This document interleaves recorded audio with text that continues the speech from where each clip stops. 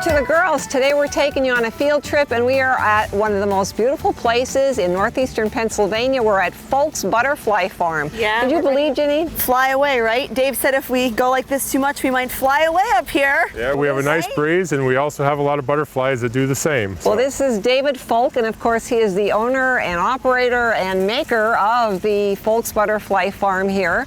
And we're so happy that you invited us to come over and learn all about butterflies. We're happy you're here. Like I say, this is actually a family business. Started out as my daughter's SAE project, which is for FFA. And she went all the way to nationals with it and won second place at nationals.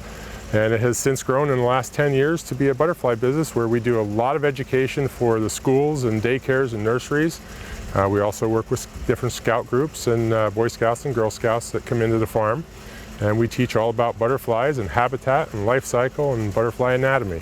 Alrighty, well today we're going to start out by first of all saying this is your home, so we're right in your backyard, and you've planted certain things that would attract butterflies, because I know, Janine, if I look outside and I see a butterfly, I get all excited. So it's, is there a magical plant or something that you need? Because most people think, oh, I need what attracts the butterflies? But really, it's not the butterfly we want to attract, right? We need different plants, different flowers to attract the caterpillars, We need to attract the butterflies, but when you attract the butterflies using what's called a nectar source, which would be all your cosmos and your heliopsis and sedums, okay, and your butterfly bush, what you're actually should be intending to do is bringing the butterflies in and introducing them to their host plants, which is what the caterpillars will eat. Okay, so when you have the butterfly bush and the butterfly comes in, they're looking for a food source, but they won't stay unless you have a host plant for them to lay the eggs on. Okay? Okay, so what would be a good host plant that maybe you or I could go and plant, Janine, and where would we get it? Well, it varies for every butterfly. Monarchs is milkweed. Okay, we have 5 different types of milkweed in our garden. We have tuberosa, incarnata, physocarpa, cursavica. You watch your mouth, Dave. I don't like the way you're talking to us right now. Okay, we'll do it this way. We'll do it butterfly weed, tropical. Can we go by color? Tropical. Well, they're all very similar in color. They all have the yellows and the oranges. But milkweed is the only plant for the monarch. Right. But then on top of that, right behind you here, we have fennel. Okay. And I love how this looks. Yeah, fennel is a great plant. It's the host plant for the eastern black swallowtail. It's this one, right? Yeah, the bushy one. Yep. Okay. So that's the host plant for the eastern black swallowtail. And underneath the sunflowers back there, we have nasturtiums. Nasturtiums are host plants for the painted ladies and the American ladies. So we grow a lot of plants for that. We actually, people come up and say, don't you weed your flower beds? Well, in a little later, you'll see our flower beds. They have a lot of Queen Anne's lace and they have plantain in them. And the reason that they have those, because they're all host plants. The plantain is for the buckeye caterpillars, and the Queen Anne's lace, again, is for the eastern blacks. Now these are the sunflowers. This is just a giant sunflower, and that's a nectar source. Okay, that's not one that a host plant. You need the host plants first. You need the host plants. And in my garden, you'll see a lot of host plants, and we plant everything in clumps, because it makes it much easier for the butterflies to find their plants if they're all together in a clump versus one here and one there scattered out. And now how do you deal with, we have the change of seasons here, so do they die off every year or are they perennials? Every butterfly is different.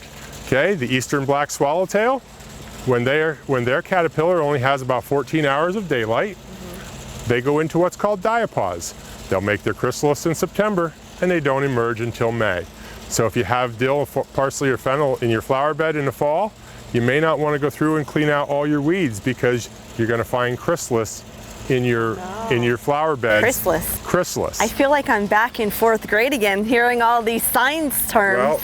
Well, we have the 4 different stages of the butterfly. Right. They start off as an egg, which the female will lay. The egg emerges into a caterpillar. The caterpillar eats, and man, can they eat. Right. Makes a chrysalis. And then the chrysalis emerges out as a butterfly. Well, we're going to see that later in one of the houses that you have too. That's correct. Now getting back more to the whole stage. Getting back more to the flowers. You have a greenhouse here that you have the plants in? Yes, we do. We have a greenhouse, and we can go inside there now. Our greenhouse is used for raising plants, mostly host plants. We are finishing out the last of our flowers that go into our flower beds and that we sell out to different people to plant habitat outside. Our biggest thing is we like to have a lot of habitat and encourage people to plant habitat. And as you can see by our sign over there, we are a Monarch Way Station. And you could become a certified Monarch Way Station. You have to have so much milkweed and so many plants. Size doesn't matter. You can do it as small as like a small container on a deck, or you can do a whole acre. All right, so let's check out the milkweed, I guess, right? We're gonna go into the greenhouse? Yep, we'll go into the greenhouse. Inside the greenhouse now, right? Learning about all of the plants that we need to create these beautiful caterpillars, then butterflies. That's correct. And I say a lot of people don't consider the caterpillar very beautiful. A lot of people will squish them because they don't know what they are. And that's one of the things that we like to do is a lot about education, as we try to get everybody educated, the public educated about what they're actually seeing in their garden and seeing in the outside. So everything you see here is Quercevica. This is tropical milkweed. And one of the reasons that we use tropical to raise our butterflies is it grows very quickly. Okay, it likes the heat and likes the moisture, so we can really grow a lot of milkweed.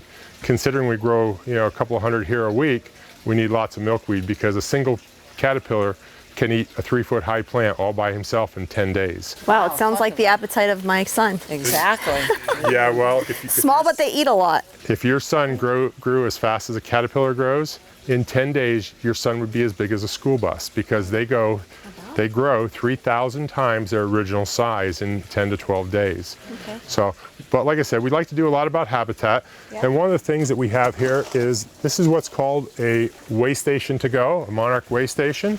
And this has all the plants you need. It has 3 different types of milkweed.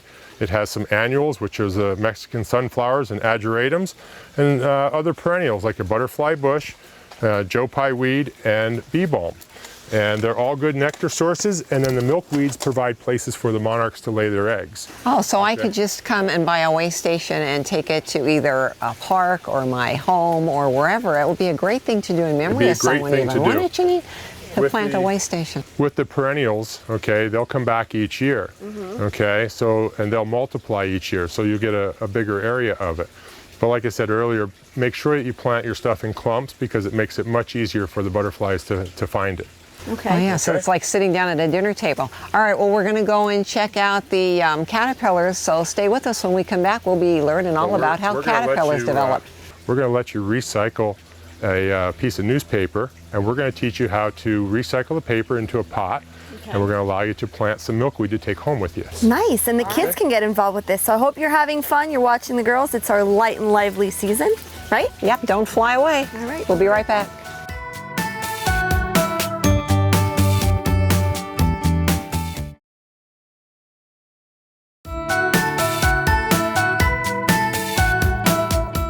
Welcome back to the girls, and today we're at Folk's Butterfly Farm. We're having a blast. First we saw where the flowers are planted and what kind we need, but now we're going to have some fun. This is David Folk, and he's going to tell us everything we need to know about planting and getting ready. What are we doing with the Coke cans? Are we having a break? No, you don't want to drink these. These are about 4 years old, and I don't think they taste very well. Well, this is our planting station, and what we do is anybody who comes here for different groups, we teach them how to recycle a piece of newspaper. And what we're going to do is we're going to take the soda can. You lay your soda can so the bottom's about like that, and just roll your newspaper around it just like that. And you end up with a nice little recycled newspaper pot. Just put a little piece of tape on the side of it. Fold your bottoms in just like this. And put another piece of tape on the bottom. Okay. And then very carefully just give a twist. And out comes your soda can once you have it all taped up. Take it out. Hey, come over here. Now, if you're a farmer, it's dirt. Okay. If you're a nursery guy, it's soil. So today, is it soil today or is it dirt today? Dirt. It's dirt. Okay. So all you do is come over here. Just put a little bit. All you need is a little bit right in the bottom of your container. A little bit. Just a little bit so that your plant's not sitting on the bottom. Okay. Oh, there we got a visitor. Just go flying by. And then what we're going to do is we're just going to take one of these. Now these are Quercevica, these are tropical milkweed. Okay. So you put one in each pot, and then you fill it up with soil, fill it up with dirt. Okay, there's one for you. Thank you. And one for you. Just put it right in and fill them right up, top them right off. I think I want to. And then what you do is you take these home. Because this pot is made of newspaper, Right. you don't take it out of the pot to plant it. You plant the whole thing right in the ground, and you've just recycled a piece of newspaper. The roots will grow right out through it, and it will decompose right in the ground. And how long will it take this this plant? What is this name? This is Quercevica. This is tropical milkweed. This will bloom this summer with no problem. Okay, this has actually already been eaten off. If you look at the tops of them, you'll see that the tops are eaten off and it's resprouted. Okay, these are plants that we've actually recycled for the second time, and you guys are going to recycle them again because you're going to take them home and plant them. Good job, kid. So we do a lot of recycling. We do a lot of composting here on the farm. I thought maybe they were going to turn into butterflies after this. They just might in a little bit. Okay, we'll see. Next, we are going to what? Check out the caterpillars. Caterpillars. Well, these caterpillars are going to form into monarch butterflies, right? Yes, after they make their chrysalis. Now, Okay. we're not used to seeing this kind of butterfly, are we? At our house, they're like fuzzy-looking hold caterpillars. one? You want to hold one? There you go.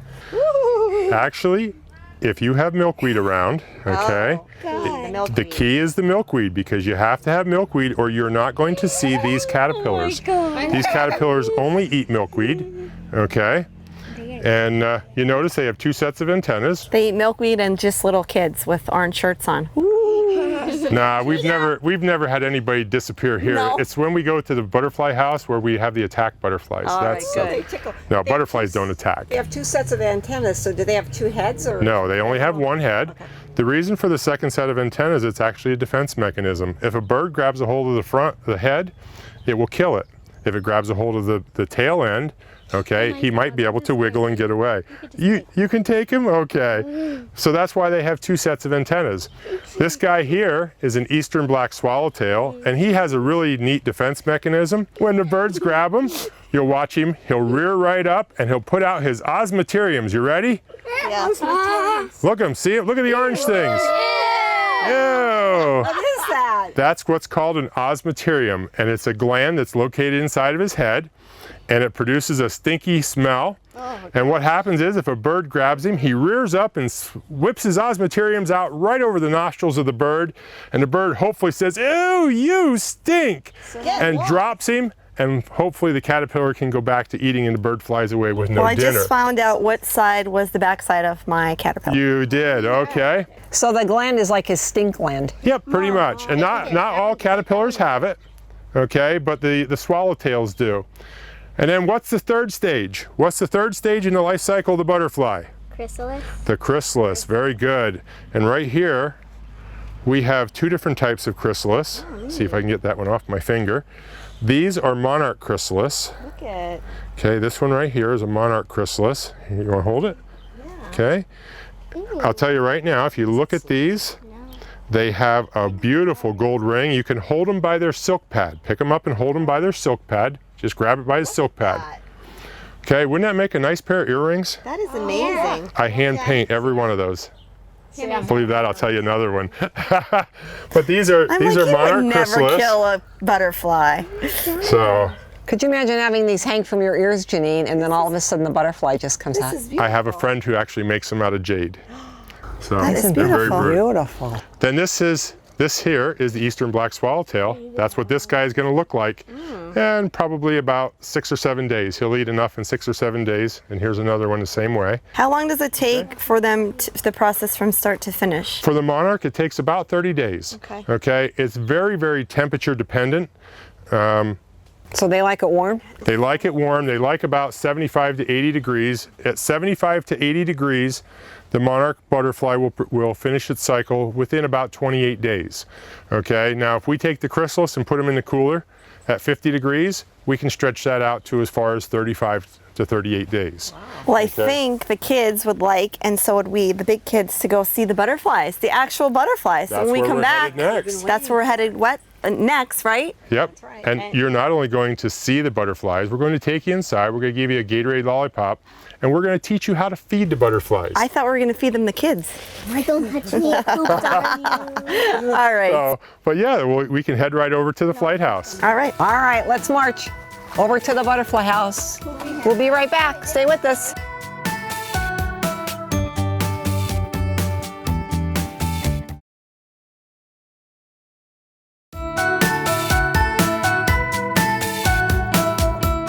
Welcome back to the girls. We're at Folks Butterfly Farm and we're at our most favorite part right now. We get to play with the butterflies. Yes. And David, you have 2 butterflies in your hands right now. Yep, what I have is a male monarch and a female monarch. Okay, this is actually the female monarch How can you tell? because she has much wider veins on her wings, okay, and there's no dots, what's called scent spots on the lower wings. This is the male. You notice the much narrower veins, and he has the 2 scent spots on his hind wings, okay? So that's how you can tell the difference of a male from a female.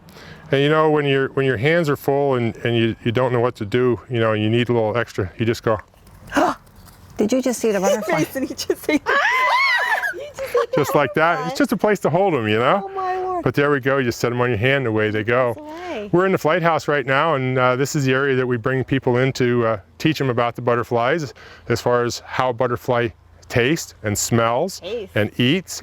Yep. How'd you like that to take your shoes off and put your foot on your dinner plate to taste your food? Because that's how a butterfly does. A butterfly actually, when they land, will taste with the bottoms of their feet. The females also use that to know whether there's host plant for them to lay eggs on or not. So they taste with the bottoms of their feet, they smell with their antennas, okay? And we have these Q-tips not because our ears are dirty, but why? Yeah, you definitely wouldn't want to stick those Q-tips in your ears because they have Gatorade on them. Nice. Okay, look, here comes one now.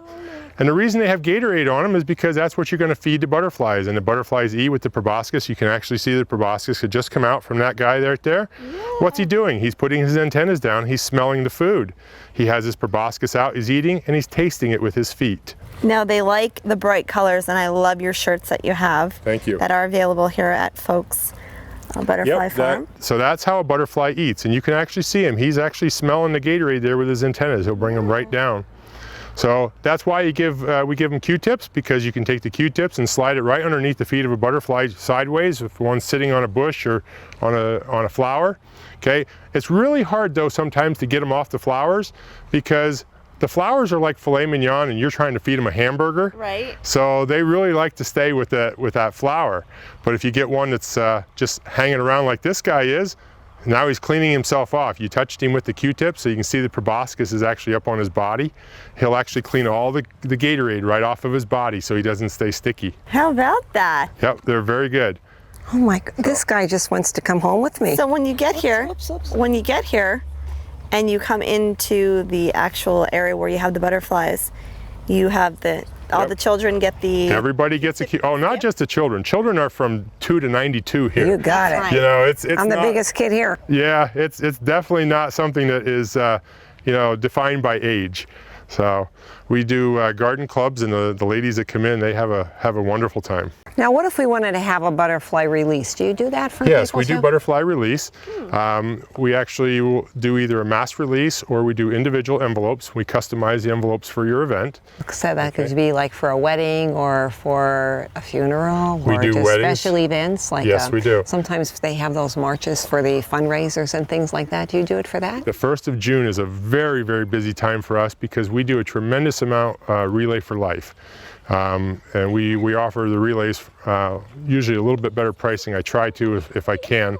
It's tough raising enough butterflies that time of year because this year we had probably close to 1,500 for the first 2 weeks in June. Now, when you release the butterflies, do they come back here or do they find other places to go? If you can teach them to come back, I'll pay you a commission, and that's on the record. So. They be homing butterflies, right? No, they do not. They're very what's called opportunistic, and that means that the butterflies will go. Alyssa's headband. Yep.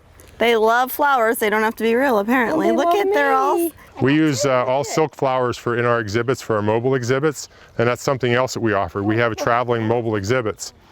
But we use silk flowers and we just spray them with water, and they love them because they get into color. We could spray them with Gatorade. You could, but it'd get awful sticky. So we stick with water, and because they do need water as well. That's what the fountain is here for. You're doing something else with the monarch butterfly. You're trying to have the monarch adopted as the state butterfly? That is correct. We're right now in the process with Representative Millard, who has introduced a bill in the State House to adopt the butterfly, the monarch butterfly, as a state butterfly for Pennsylvania. It is currently being held up in committee by Darrell Metcalf. So if you know Darrell Metcalf, please give him a ring and let him know that we need to get this pushed through and help the monarchs. And we're going to have your website up on the page as well. As people are watching, we'll have it on the screen so that if they want to get in touch with you, or they want to learn more about it, or they want to bring groups or something here, they can do that as well. But I really think it's something great for us to have our own Pennsylvania state butterfly, not only to be proud to say we have a monarch butterfly as a designated butterfly, but also to help preserve it, because once they are preserved and they are designated that, doesn't it help your cause? Yes, it does. One of the biggest things is right now we're trying to get the state not to mow the non-critical parts of the highway. There's a tremendous amount of acreage that's being mowed down every year. It's costing labor and manpower and fuel, okay, that doesn't need to be mowed. But in addition to that, they're killing off millions and millions of caterpillars and chrysalis that reside in those host plants along the highway. So if we can get the butterfly adopted as a state butterfly, that may give us a little more leverage to say to the state, you know, hopefully please stop mowing. Right. And but yeah, like I say, any help that we can get on that cause to get the state to adopt the butterfly, the monarch butterfly as a state butterfly, we would appreciate it. Okay, so Look at I this learned little a few one. things here today. Hi. What kind of flowers to plant, and you have those way stations already that Yes, you we could do. come over and get a way station, plant it, and then I guess for us in our own yards and whatever, to not use pesticides. Pesticides are really tough, and most places don't use pesticides. We had a lady come that she planted this beautiful butterfly garden. She had it for 2 years, and she called me and she says, we can't get any butterflies. We haven't seen a single butterfly. So she says, can you come and take a look? I walked over, and the first thing I saw in the corner of her yard, a beautiful manicured lawn, was a grasshopper lawn sign. And I walked up to the door and I said to her, ma'am, I said, do you have your yard sprayed? And she says, oh yeah. She says, every 2 weeks they come and take care of it, no problem. I said, what are they spraying for? She says, insects and weeds. I said, what are butterflies? Oh, they're insects. She was spraying and killing off. She called me all of her butterflies. So she calls me back and she says, about 2 months later, I stopped my grasshopper lawn. She says, I've had more butterflies in my garden. You're a good butterfly So, catcher. yep. All very right, so good. if you need any information, again, you do have a website, Yes, we Falk's do. Butterfly Farm, located right here in beautiful Nescopac, Pennsylvania. Just one more amenity we have in northeastern Pennsylvania, right? Right, I had such a great time. Thank you so much for inviting You're us to welcome. come Thank you, over. Dave, I'm sure really, the it kids was a had a great pleasure. time. You're a great tribute to society here with helping us with nature. Yes. And if you have an opportunity, make sure you get here and plant some great plants so that we could have some butterflies, because the bees are dying off, right? The bees are dying off as well, and they're both pollinators. Without pollinators, we don't have food. All right, guys. Well, we'll see you next time. We're going to fly away. Bye-bye.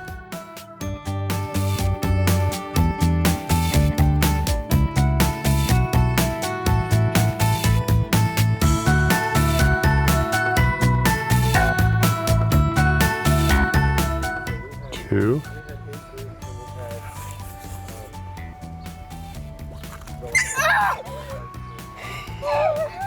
I want to do that. You have to have a big mouth. Hey, Janine, come on. Oh, he has a big mouth.